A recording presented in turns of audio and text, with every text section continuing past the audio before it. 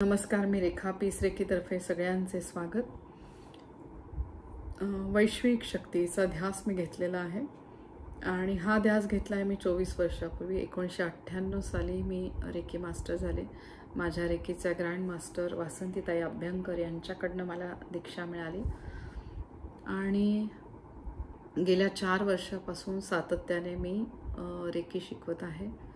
आत्तापर्यंत ह्या 4 वर्षात मी 100च्या वर रेकीचे स्टुडंट केलेले आहेत, 32 रेकी मास्टर केलेले आहेत आणि रेकी फॅमिलीमधले रेकी मास्टर त्या प्रत्येकाचं मला खूप कौतुक आहे। प्रत्येकाकडनं मला काहीतरी शिकायला मिळतं आणि अशी आमची ग्रेट पीस रेकी फॅमिली आणि त्या सगळ्यांवर ह्या वैश्विक शक्तीचे, वासंतीताईंचे, मिका ओसोईंचे सगळे रेकी मास्टर आणि सगळ्या दैवी शक्ती, दत्तगुरु माऊली, स्वामी समर्थ, श्री शंकर महाराज, दत्तगुरु संप्रदायामधले सगळे गुरु, सगळे नवनाथ, ह्या सगळ्यांची कृपा आमच्या सगळ्या फॅमिलीवर आहे, पीस रेकी फॅमिलीवर आहे आणि आमच्या मार्गात येणाऱ्या प्रत्येकावर दत्तगुरु माऊलींची कृपा आहे। आणि मला जाणवतंय की दत्तगुरु माऊलींची जे सेवा करतात ती सगळी लोक माझ्या या पीस रेकी फॅमिलीमध्ये जोडल्या जातात। तर दत्तगुरु माऊलींचे प्रत्येक क्षणाला खूप आभार। बघा, ते ईश्वरी तत्व आणि त्या ईश्वरी तत्वातनं येणाऱ्या विविध लहरी आणि त्या मार्गात येणाऱ्या प्रत्येक साधक हा आपोआपच रेकी फॅमिलीमध्ये येत आहे। तर रेकी मला शिकून झाले 24 वर्ष। 24 वर्षापूर्वी मी जेव्हा रेकी मास्टर झाले तेव्हा मला पण माहिती नव्हतं की भविष्यामध्ये आपण एवढ्या वर्षानंतर पण आपण रेकी शिकवत राहू। सुरुवातीला मास्टर झाल्या मला नवीन लोक म्हणजे जसे अटेनमेंटला आले तसे 1-2 अटेनमेंट करत होते। मी जवळपास 70 अटेनमेंट मी सुरुवातीला केल्या होत्या, म्हणजे 2016-17 पर्यंत, 2016 पर्यंत तुम्ही म्हणू शकता। पण माझी दुसरी नोकरी होती, दुसरे माझे हॉबी क्लास होते ड्रॉइंगचे वगैरे, त्यामुळे मी रेकीला थोडंसं जरा म्हणजे जेव्हा अगदी खूप कोणी म्हणायचं तेव्हा मी रेकी शिकवते, त्यामुळे 1-2 महिन्यातनं असे माझे क्लास सुरू होते।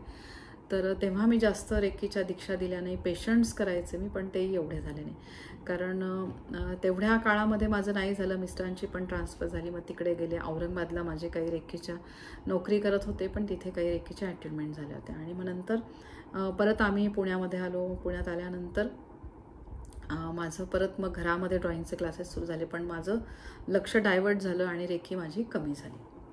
तर परत माझे त्याच्यामध्ये काही रेकीचे अनुभव आले, ज्यामुळे मी थोडीशी रेकी कमी केली होती। रेकीचे मी क्लास घेणं जरा कमी केले होते आणि रेकीचे पेशंट्स नव्हते करत। मी हळूहळू रेकीची दीक्षा देत होते। ते मी पूर्वीच्या अनुभवामध्ये टाकलेले आहेत। रेकीचे अनुभव जे मला आलेले आहेत ते मी त्या अनुभवांमध्ये शेअर केले, तर नक्की तुम्ही बघा। आणि नंतर मी सुरुवात केली ती जेव्हा महामारी आली, तर त्यावेळेस म्हणजे कोरोनाची साथ आली, त्यावेळेस खूपच वेगळी परिस्थिती बघायला मिळाली। म्हणजे आपण जी कधी भविष्यात बघू शकणार नाही अशी परिस्थिती त्यावेळेस उद्भवली आणि त्यावेळेस थोडे काही दिवस झाल्यानंतर, 1-2-3 महिने झाल्यानंतर माझी जवळची मैत्रीण स्वाती भोळे म्हणून, तर तिने मला फोन केला। तेव्हा लॉकडाऊन सुरूच होतं आणि ती म्हटली की तुझ्याकडून मी आत्तापर्यंत रेकीच्या 3 पर्यंतच्या दीक्षा घेतलेल्या आहेत आणि आता मला 4थी पण तुझ्याकडनंच पाहिजे रेकीची दीक्षा, तर म्हणजे मास्टरची रेकीची दीक्षा। तर मी तिला म्हटलं, अगं हे कसं शक्य आहे, आत्ता लॉकडाऊन सुरू आहे आणि लॉकडाऊनमध्ये तर मी तुला काही दीक्षा देऊ शकणार नाही। तर त्यावेळेस ती म्हटली की औरंगाबादमध्ये ऑनलाईन अगदी व्यवस्थित सुरू आहे दीक्षा, तर मला तू ऑनलाईनमध्ये दीक्षा दे। तर म्हटलं मी याच्या अगोदर कधीच ऑनलाईन दिलेलं नाही आहे, पण ती म्हटली नाही, तू आज देऊन तर बघ मला दीक्षा। आणि फक्त तिच्या म्हणजे तिने मला काय म्हणतात, अगदी तिने सांगितलंच की नाही मला पाहिजेच दीक्षा। तर तिच्यामुळे मी ऑनलाईन रेकीला सुरुवात केली आणि तिला मी दीक्षा दिली। डायरेक्ट सुरुवात केली ती डायरेक्ट मास्टरची रेकीची अटेनमेंट देऊन। तर मला माहिती नव्हतं, माझ्याकडनं मला जाणवलं की माझ्या हातातनं म्हणजे व्हायब्रेशन्स होत आहेत आणि काम सगळं दीक्षेचं काम खूप छान झालं आणि छान दीक्षा वगैरे दिली आणि मला जाणवलं की मास्टर्सचे आशीर्वाद वगैरे सगळं। आणि हे सगळे मला आशीर्वाद जाणवल्यावर मी तिला म्हटलं की भरपूर पाणी वगैरे पी, जसं मी नेहमी सांगत असते दीक्षा दिल्यानंतर भरपूर तुम्हाला तहान लागते, तर तुम्ही भरपूर पाणी प्या, तुमचे विषद्रव्य सगळे बाहेर निघून जात असतात त्याच्यासाठी. आणि शांत राहा, रेकीची 5 तत्व नेहमी लक्षात ठेवा, त्याप्रमाणे मी तिला सांगितलं. आणि दुसऱ्या दिवशी माझा सकाळी फोन झाला, तर मी तिला विचारलं, अगं तू कशी आहेस, काय तुझी काल दीक्षा होती? तर ती म्हणे, अगं इतकी छान म्हणे दीक्षा तू दिलीस. तर मी जवळपास रात्रभर मी जागे होते, रात्रभर माझे चक्र जागृत झाले होते, मी एकही क्षण मला थकल्यासारखं झालं नाही आणि मी रेकी घेत होते. तर अशी ही रेकी फॅमिलीची, पीस रेकी फॅमिलीची पहिली रेकी मास्टर जी माझी जवळची मैत्रीण स्वाती भोळे. तर मी स्वाती भोळेची मी खूप आभारी आहे, जिच्यामुळे माझी मध्ये कमी झालेले रेकीची अटेंडमेंट त्या परत सुरू झाल्या, ह्या फक्त स्वाती भोळेमुळे. अशी ही पीस रेकी फॅमिलीची great reiki master Swati Bhole. औरंगाबादला ती असते आणि खूप अशी छान माझी जवळची मैत्रीण पण आहे आणि खूप छान असं व्यक्तिमत्व आहे आणि खूप मनाने पण ती खूप चांगली आहे. आणि मग तिने लगेचच तिचे पण क्लास सुरू केले, दीक्षा द्यायला लागली ती.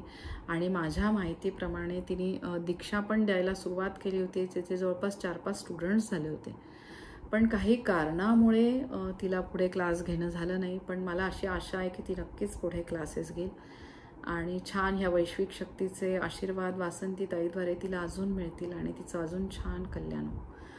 तर स्वाती, तू जिथे कुठे असतील, म्हणजे वेगवेगळ्या गावांना तिच्या मुलाची बदली असते, तिकडे तिला जावं लागतं. तर स्वाती, तुला ॲज अ रेकी मास्टर म्हणून तुझे खूप मनापासून आभार. वैश्विक शक्तीचा आशीर्वाद तुला कायम मिळत राहो आणि तुझी भरपूर भरभराट हो. दत्तगुरु माऊलींचा आशीर्वाद तुला कायम मिळत राहो, ही स्वामी समर्थ चरणी प्रसन्न प्रार्थना. श्री स्वामी समर्थ. जय जय स्वामी समर्थ.